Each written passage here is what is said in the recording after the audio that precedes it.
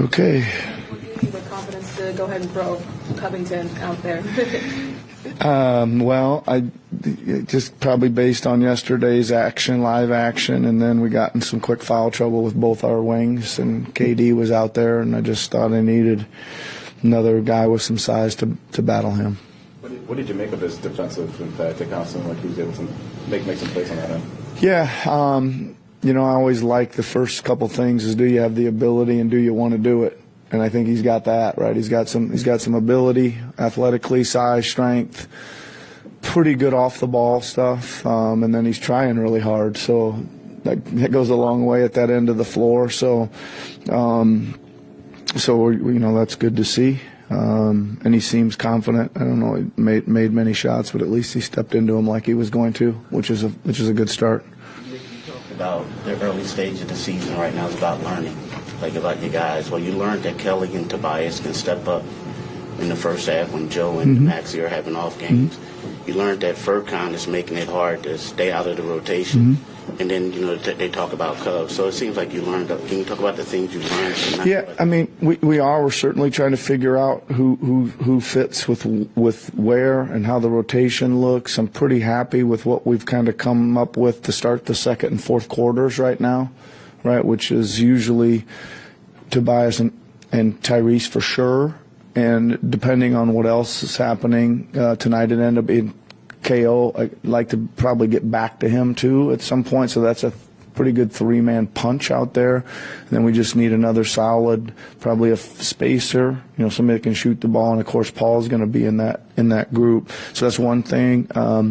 Again, like we're learning a lot from standpoints of coverages, both sides of the ball start offensively. We're seeing a lot, some similar things of when we're running actions of how teams are playing them. We worked on some counters to that yesterday. There was kind of a whole new scheme we saw today that we've kind of figured out a little bit in the second half, but we haven't really gone over the specifics of that. So that'll be on the docket for next time we get together. And then, we did try a few things today defensively that maybe I need to review. I got to watch the tape first, but there was a couple things I didn't think we were figuring out the front part of it, but not the back side of it. So just continue to evaluate, the schemes that we're seeing and schemes we're playing. Three things stood out to me, though, like the first half with those two guys. And then in the second half, I don't know, you guys were up, you were up 4, Furkan hit a 3. And that started a 20-6 run. Game over. Yeah. I think again, the thing I'm probably really pleased at that you guys, I'm sure you've noticed. I think that's the second game in a row we've got 15 offensive rebounds that came off an offensive rebound. Those plays are really big. They're really momentum plays when they think they've got to stop and you come out and get it and somebody gets a zip pass to a face-up 3.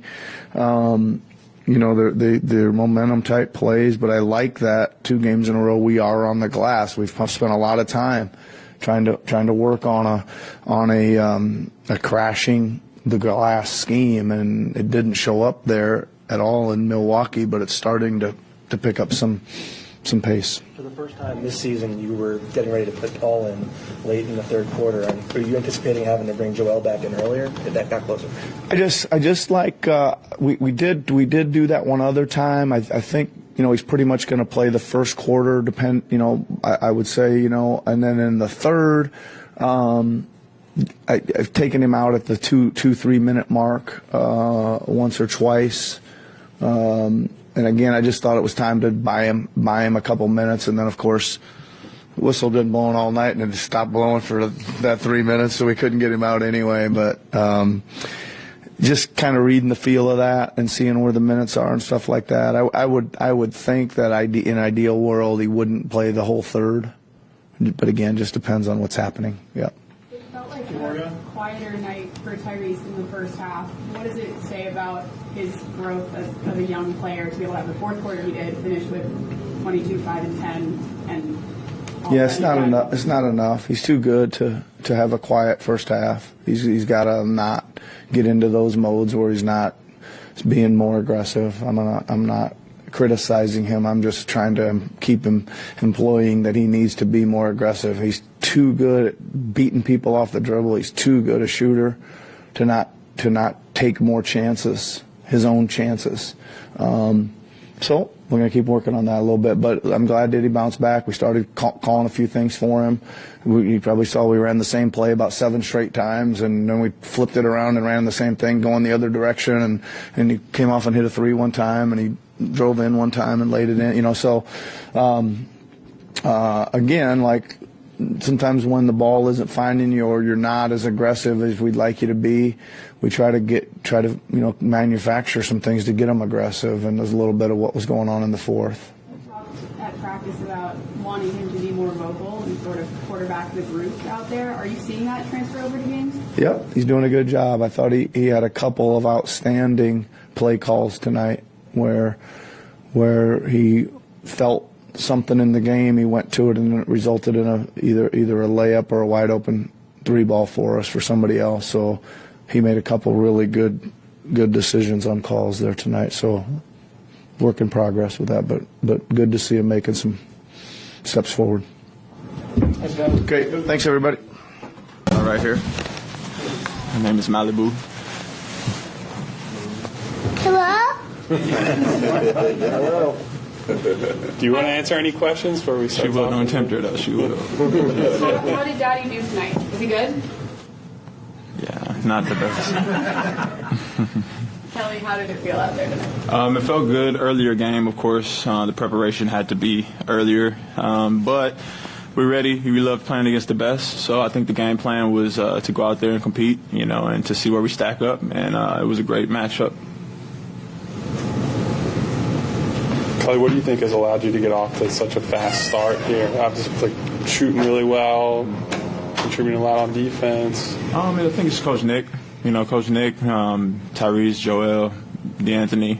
I can go down a list of everybody on the team, right? Because I feel like we're all kind of learning, how each other plays, each other's spots and what each other is really good at. So, I'm just kind of trying to do what I'm really good at, but also work on the things that I'm not to see how I can, be a complete player.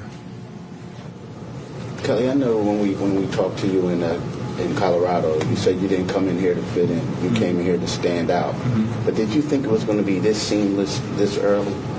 No, but I don't really have many expectations because obviously, everything is what it is.